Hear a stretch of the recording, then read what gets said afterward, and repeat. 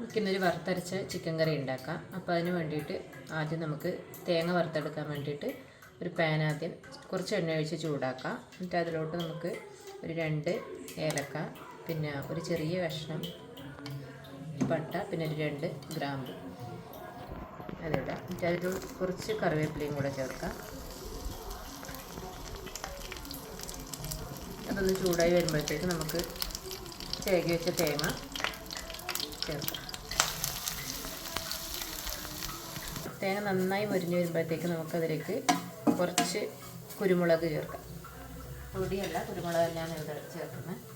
കുറച്ച് കുരുമുളക് വേണ്ട. പിന്നെ നമുക്ക് കുറച്ച് മല്ലിപ്പൊടി നമുക്ക് ഒരു 2 ടേബിൾ സ്പൂൺ മല്ലിപ്പൊടി, പിന്നെ മുളക് പൊടി ഒരു 2 ടീസ്പൂൺ. ഇതെല്ലാം കൂടെ ഒന്ന് ചൂടാക്കിയെടുക്കാം. ഈ ഒരു പാകത്തിലാകുമ്പോഴത്തേക്ക് നമുക്ക് ഫ്ലെയിം ഓഫ് ചെയ്യാം. എന്നിട്ട് ഇത് നന്നായിട്ടൊന്ന് അരച്ചെടുക്കാം. ഇതിലേക്ക് നമുക്കൊരു 3 മീഡിയം സൈസ്ഡ് സവാളയാണ് വേണ്ടത്. അപ്പോൾ അതിൽ നമുക്കൊന്ന് വഴറ്റിയെടുക്കാം.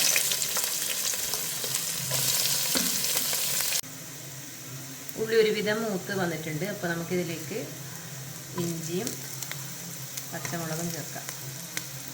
അതൊന്ന് ചൂടായി വരണം. അതൊന്ന് ചൂടായി വരുമ്പോൾ നമുക്ക് എന്ത് ചെയ്യാം, തക്കാളി ആഡ് ചെയ്യാം. 2 ടൊമാറ്റോ കട്ട് ചെയ്തതാണ്.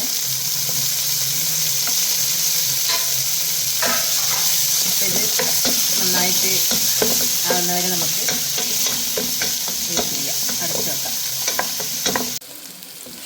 ടൊമാറ്റോ നല്ല സോഫ്റ്റായി വന്നിട്ടുണ്ട്. ഇപ്പോൾ നമുക്കിതിലേക്ക് കട്ട് ചെയ്ത് ചിക്കൻ പീസ് ആഡ് ചെയ്ത് കൊടുക്കും. ഇതൊരു 1.5 കിലോ ചിക്കൻ ഉണ്ട്.